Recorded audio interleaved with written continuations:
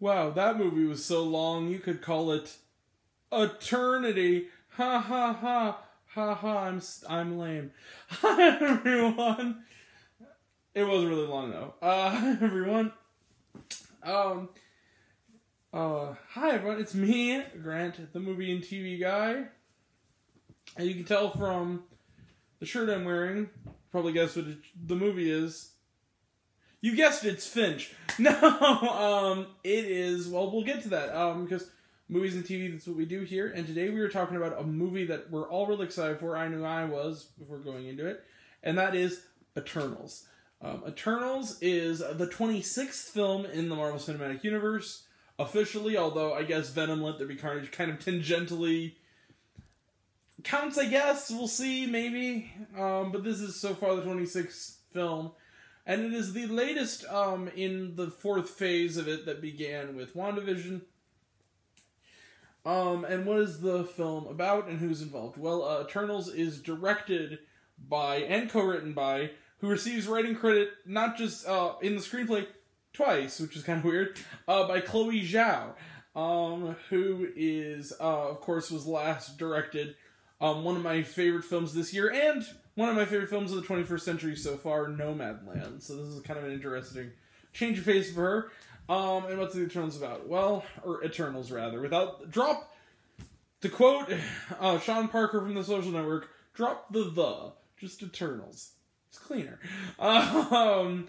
Eternals is set primarily after the events of Avengers Endgame, although it does leap around a lot in time. And it centers on a group of immortal beings. They are sent by their master. What was the master's name? Sorry. It's a lot to...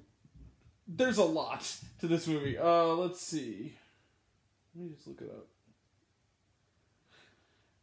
I know, riveting. Watching Grant search for info. This isn't really a fast-paced Jeremy Jahns kind of review. This is like a cool walk on, drink iced tea and eat some chips on a lawn chair kind of review. Arshem. Arshem the judge. Alright, so they are sent by Arshem to, basically, in the early days BC, I think we're around 5000 BC, are sent to Earth.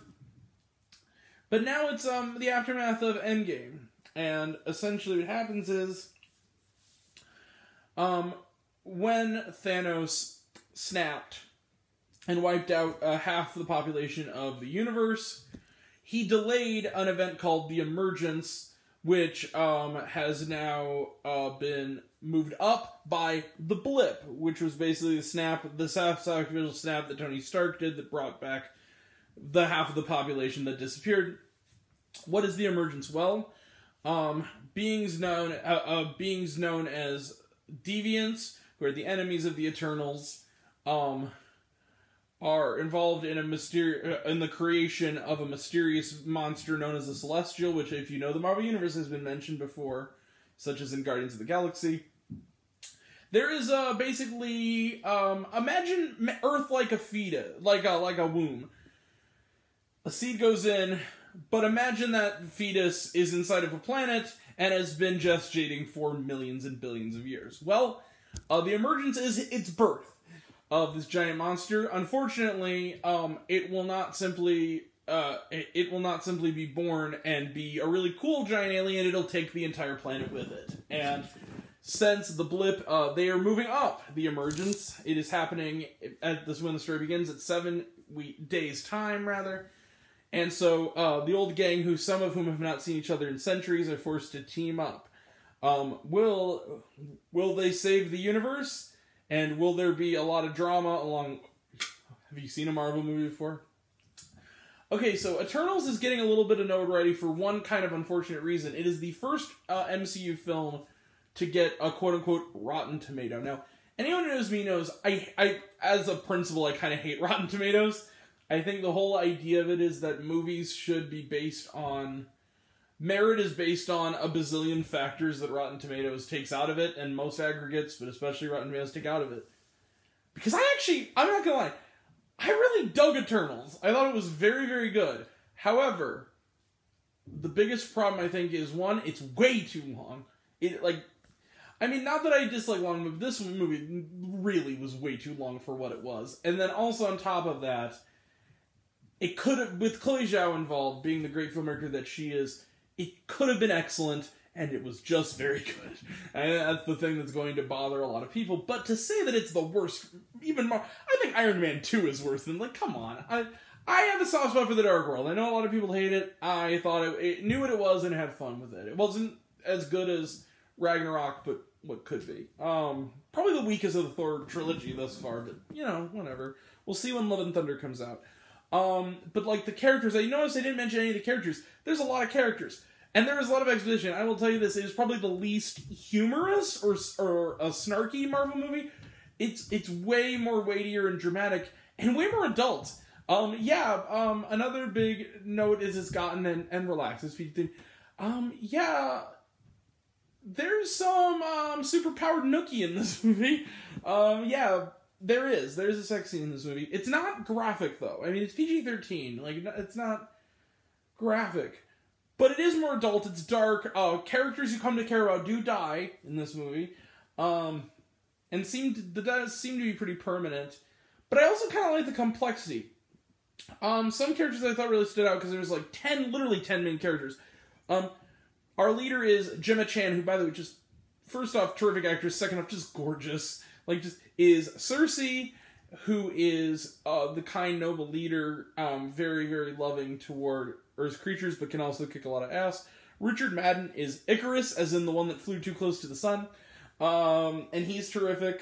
And he's kind of one of the major characters. Not in the movie ton, but Kumail Nanjiani really stands out as the character of Kingo, who, in a really awesome kind of gimmick, his, because they have to create a backstory for them, because they're literally thousands of years old. He is a Bollywood film star, and apparently is the most prolific in the history of cinema, because the way it is that basically he is playing himself. Basically, he's acting in all these movies for over 100 and a quarter years, however many of film, but he's claiming that it's actually his ancestors and elders who are preceding him, when it's really just that's really clever for 120. That's really cool. And then there's I really dug the character of Sprite, played by Leah McHugh from The Lodge. She's excellent in this movie. I love the character because she's doomed to be 12 years old forever, and that's kind of her personality, because she's kind of might sort of like Richard Madden's Icarus, and too bad, because she looks like a 12-year-old girl. She was fascinating, and I really liked her character a lot. I thought she gave a terrific performance. Also, another big notoriety for this film is Brian Tyree Henry as Phastos, because he is the first openly gay MCU character who is a major thing. Fantastic. First off, great representation. Terrific. Patting yourself in the back for that, Marvel. Patting yourself in the back for Disney. I'm going to give Disney some praise here. Disney and Chloe Zhao for risking losing markets, real bigoted markets, by telling them, if you don't want these two characters to kiss in my movie, then go F off. Awesome. Great representation, and also a wonderful character. Brian Tyree Henry, of course, Paperboy in Atlanta and all his bit part in Joker, fantastic. There's too many to go through. Also, Barry Keoghan as Druig, who's also quite good. Lauren Ridloff as Makari, who is deaf, and the actress herself is also deaf. That's interesting. This is the other standout I really want to mention. Harish Patel as Karun, the cameraman, and friend of Kingo. Love that character. I love great comic relief. It's all this. Kit Harington's in it a little bit, not much. Salma Hayek's in it, and Angelina Jolie, but they're not in the movie a ton. As is a certain guest spot that we can't talk about because spoilers. But basically, it's really good. The action's beautiful. Let's just we gotta close the book on it. The action's beautiful. Characters are great. I liked all the complexity. A little long, not as terrific as it could have been, but I still really liked Eternals. I'm sorry, you guys. I just don't buy this. I think a lot of it was just critics wanted to give Marvel a downvote. I really do. I'm not going to go all the way. I'm not even going to go pretty far. But I will walk 2 blocks. I'm going to give Eternals 4 out of 5 stars. It's not perfect. Far from it, but it's just on a visual scale alone, it is worth seeing in a theater. Beyond that, I really like characters, and I can't wait to see them again. Alright, let's quickly, very, very quickly, go through some trailer trash. 4 out of 5 stars, close the book on Eternals. A lot of that was just me describing the characters. I'm sorry, there's a lot to talk about. I'm gonna have to do a spoiler video later. Sing 2, new trailer. Looks good, again. Clifford the Big Red Dog, or as my friend cutely called it, Comfort the Big Wed Dog. We're seeing it Tuesday night. Yeah, we're gonna check that out Tuesday night. The King's Man, talked about it. West Side Story, talked about it. Encanto, talked about it. All look pretty good. Moonfall, new trailer. Looks silly as all get out. Really dumb, but it looks like it'll be fun. Morbius, new trailer. Probably gonna be dumb, but I'm excited to check it out. It's a Marvel movie. We're gonna talk about it. The Matrix Resurrections, talked about it. Looks good. Moving on. Was there shawarma? Yes, there was. During and after the credits, so stick around, because this is a Marvel movie, and people need to know this. Also, a final little... we're going to start a new segment with this. It's called, This Week in Horrible Fellow Moviegoers. Last thing I'm going to say. I am so glad, for once, justice was served. Annoying people were finally bounced. We were in a packed IMAX theater of this, screening of this tonight. First screening in IMAX. And these drunk douche nozzles were just like, they were sitting there... The room smelled of liquor. They were cursing. They cursed out a lady in our row who finally, after an hour of them, told somebody, which, good, thank you, called her the B word, the B slur. What a nice guy. So the booze was staring at me the entire movie, and the whole room smelled of alcohol, and he had an open Budweiser that he clearly smuggled in. He was being rowdy and rambunctious and cursing, and there were children there, including a kind young man, little boy behind me, who was very, very sweet after the movie and asked me, how'd you think? He was really cute. Yeah, that was a shitty experience. Alright, so, moving on from that, though, yeah, 4 to 5 for Eternals.